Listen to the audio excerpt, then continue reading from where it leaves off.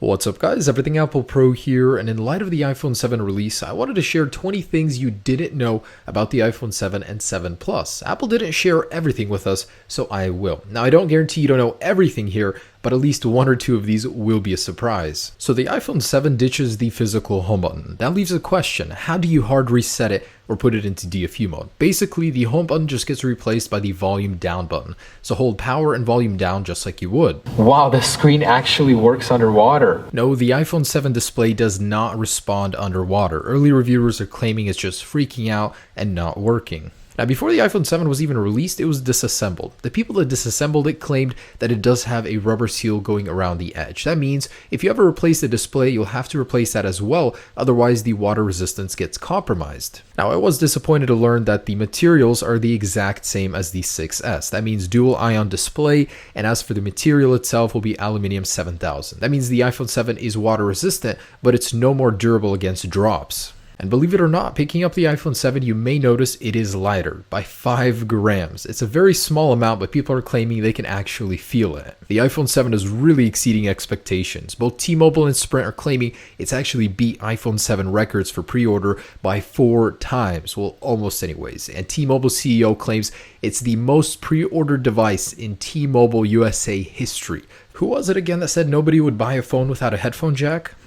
After pre-orders, after the blood in the water cleared, it was apparent that the iPhone 7 Plus in jet black was the most popular phone. Apple even went out and released a statement saying anybody that's waiting in line currently to try and get an iPhone 7 Plus or an iPhone 7 or 7 Plus in jet black is wasting their time. It's actually amazing how critical the response was to the iPhone 7, and in particular the 7 Plus and the jet black color. So the iPhone 7 Plus comes with a dual camera setup. However, we didn't know the specs just until the other day, and it's been confirmed that there are different apertures and sensor sizes, as well as a difference in optical image stabilization. So this means in different environments when you're shooting, you're going to get different results. So let's say you want to zoom in a low light environment. You're no longer using the wide aperture lens, you're using the other one with an f2.8 lens, which means lower quality in darker environments. Kind of sucks. Also, because the zoom lens has no optical image stabilization, if you zoom in, you're going to get more shaky video or photos, even if it's just the 2 times optical zoom. So just like rumored, Apple did indeed make the earpiece on the front of the phone wider. This means incompatibility with any old screen protectors or cases you may have laying around. Now, we knew that the cameras would be different,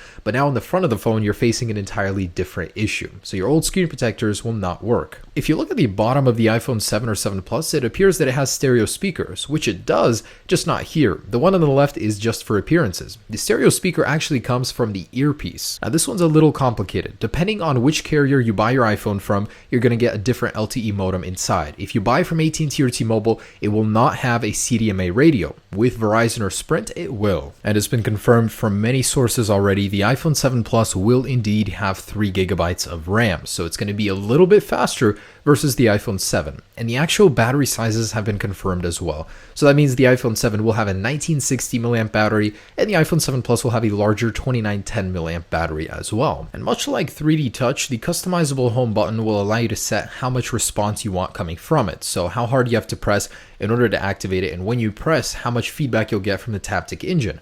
Talking about that Taptic engine, it's twice as big as the one on the 6S and almost 3 times as big as the vibration motor on the iPhone 6, which means you'll feel the vibrations in your pocket much more prominently. And what did Apple replace the headphone jack with? Just so you guys know, you're getting a bigger battery, more sound, that stereo speaker setup, and a much more prominent Taptic engine because of the removal of the headphone jack. And the iPhone 7 Plus battery is better in all ways except one. You can talk less on it. So 21 hours versus 24 on the iPhone 6S Plus.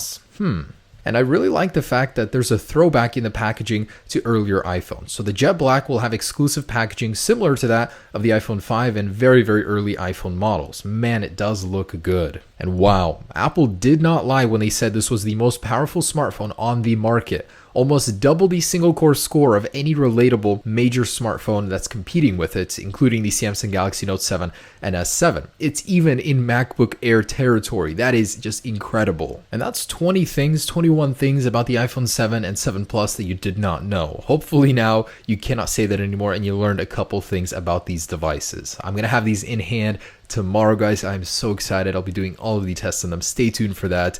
big day tomorrow. Enjoy your very own iPhone 7. Peace.